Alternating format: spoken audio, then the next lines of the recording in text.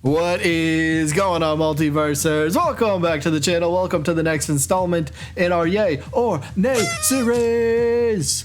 Today we got a character that has been highly requested for a while now, and that is KO from OK KO Let's Be Heroes. So this is going to be a fun character. Honestly, even if you're not a big fan of him, he would fit very well in this type of game, you know, a platform fighter. He would fit extremely well. So first things first, if you guys are new, if any of you are new and you're wondering how this works, down in the comments you can play along. All you have to do is say yay, you want to see KO as a playable character for Multiversus, or nay, you don't want to see him playable. And then we kind of get stats and understanding of where, you know, the most wanted character is, and you know, it's kind of a cool thing that we do once a week. So yeah, KO is our character. And, well, why don't we jump into it? So we're going to start off, as we usually do, with a few ideas for some attacks. And the first attack that I'm going to go over, I'm calling the Lightning Nachos. Now, this thing is kind of more of a setup tool than an attack, and you'll see what I mean. So KO himself will pull out a thing of Lightning Nachos. Now, no, he's not going to eat these. He's actually going to spill them onto the floor. Now, why is he going to spill them onto the floor? Well, the Lightning Nachos could then give off, once they're on the floor, they kind of give off like a little electric current or, you know, electricity. So this is more of a way to, if your teammate steps on it, they kind of get an electrical buff to any, like, physical attacks maybe, you know. Otherwise, the opponent, if they step on them, they get an electrical debuff. So maybe it slows them down, whatever it might be, but the Lightning Nachos, again, they're not meant for an attack. I envision this as like a down special. So he pulls out the nachos and just kind of like throws them onto the ground. Then the opponent comes by and steps on them. Now the electric debuff kicks in and you can go from there. So again, if the opponent does step on the nacho, they'll take a little bit of damage. It's not like this move causes no damage whatsoever, but there'll be a little bit of damage. But the debuff, the lightning effect, that's going to be the main part of this attack. And plus, Lightning Nachos, they're just cool. How do you not have this in a moveset? Now on to move number 2. This one is called the Power Fist. If you know me, usually when I try to do these episodes, I always try to find or figure out a way to incorporate at least one projectile type of attack for a character, and this one is would be the one for KO. Again, called Power Fist. So what he does, he will have a little bit of startup for the attack, but he charges his fist, and then he ends up firing off this, well, fist-shaped projectile, and it goes flying across the stage. And this thing could travel a pretty good distance. So because it could travel a good distance, maybe its damage isn't the highest. Random number, let's say 5% damage this thing causes. But again, it could travel maybe like a pretty decent amount of like imagine you're fighting on Tree Fort, and you're on one side of the stage and your opponent's like on the other side. You know, you're both on the bouncing trees. This fist will be able to travel from one point to the other, if not maybe a little bit farther, but it'll be a good projectile, have good projectile speed, so this will be a really fun one to have. And if you want, maybe this one even has like a little bit of electrical debuff or something like that to an effect as well. So either way, really cool projectile to play around with for KO with his Power Fist. Move number 3. I don't know the actual name of this, so I'm going to call it like the Power Leap. This one I envision as his up special, more of a recovery type of move. So it starts off with KO kind of like scrunching down, and then he like just blasts off into the air, right? And then the attack part here is when he's coming back down. So he sticks his foot out, and as he's coming back down, his foot is out, and he's going to kind of like, you know, drop his foot on somebody. So as an example, if anyone's played Smash Bros, specifically Smash 4, Smash Ultimate, and even more specifically Mii Brawler, I believe, they have one of their up specials where it's kind of like a jumping, I don't know the actual name of the attack, but it's something similar to this. They jump up, they got their foot out, and they come straight down, landing on an opponent. So that's kind of the attack. He jumps up and he comes down, and the foot itself is kind of like the main part of the attack. So again, it's going to have good height on it because it's going to be, I imagine this would be an up special type of attack to help him recover. And then, of course, trying to land a little bit safer. You got the foot out there to, well, try to help protect him on the way back down. Now on to the alternate costume portion. I got 3 different ideas. And as always, because there's always a few people that go, wait, you forgot one. I didn't forget anything. I'm just not listing everything that's possible. But if you got your own ideas, feel free to drop those in the comments as well. So, KO, a few different ideas. First one that popped in my head was easy, Werepuppy. This would be a pretty simple one. It's still him. This is a very recognizable skin for him. I got one a little bit coming up in just a few seconds that I think a lot more people might like. Not that this one's bad. This is a cool one. I'd buy this one. I would buy this one. If this is in the shop and KO's playable, I will buy this skin. No doubt. No doubt.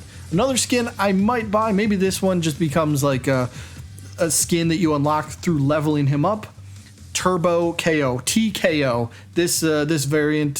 So it's just another very recognizable one. It's like his friend, alter ego type of deal. So yeah, this is another one that I believe should be in there at some point.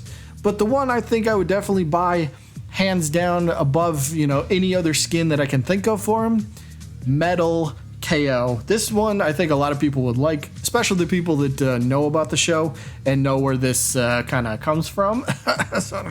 Yeah, but if you know the implications, the idea where this came from, it's a pretty cool idea. So Metal KO, nonetheless, is an awesome idea, as well as the Werepuppy and the Turbo KO, TKO. So just a few ideas for some alternate costumes. All right, so I'm trying something a little bit new. I'm going to see how this goes. See if any of you like this addition to the Yay or Nay series. And I'm going to go over a couple different taunt ideas for the character as well. So KO, for the first one, it's like his a ha ha ha ha. I don't know what you want to call it, but you can see the little GIF, whatever you want to call it. You can see it, the little clip playing here. I think this would be perfect for a nice little taunt. This is a simple one. I like it. I think it would fit very well. And one other one that I think I don't really have a name for it, but it's his little, you see it on screen. It's his little dance that he does. Just another idea for a taunt. If this actually has a name, please let me know, because I don't know. I don't know what the name of this one is called, but there's just a few ideas for some taunts that I thought some people might like to see. And now for the yay or nay portion, my opinion. I'm going to give him a yay because I think he would make a fantastic character. He's not going to be one of my highly wanted characters, but he would definitely be on my list, I would say. So yeah, for me, KO is going to get a yay. Let me know what you guys got down in the comments. That is not it for the video, because it is time for the updated stat portion for Multiversus, our yay or nay series. Alright, starting things off with our top 6 characters. And by the way, we got 3 brand new debuting characters this week, so we'll see how they all place. 2 of them actually did pretty good. So either way, top 6, Daffy Duck, Wile E. Coyote, Raven, Rick Sanchez moved up to 4th, Johnny Bravo I think fell a spot, and Samurai Jack. Either way, those are your top 6 characters. As you can see, Daffy Duck, Wile E. Coyote, Rick Sanchez, and Samurai Jack all moved up percentage-wise. Raven fell almost 1%. Johnny Bravo fell 1.32% from last time we seen him. So they're on the decline, but I mean, everyone here is 92.5% or above. I mean, look at Daffy. 161 total votes, 160 yays. That's absolutely nuts. Now on to the next group of 6, 7 through 12. We got Mordecai, Animaniacs, Ben 10, The Mask, Fred Flintstone, and our first of 3 debuting characters, Grimm. I'm happy about that. I'm a big Grimm fan, so I'm happy to see that he did well. But we'll start with Grimm because he's the new character.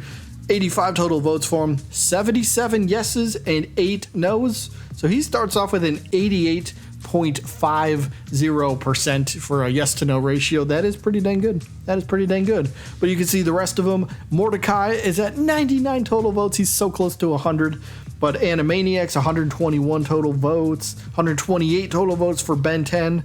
I believe Ben 10 has the second most total votes. Daffy has the number 1 most total votes. But yeah, look at all these. Look at the first 5 here. 91.91, 91.73, 91.4, 91.2, and 0.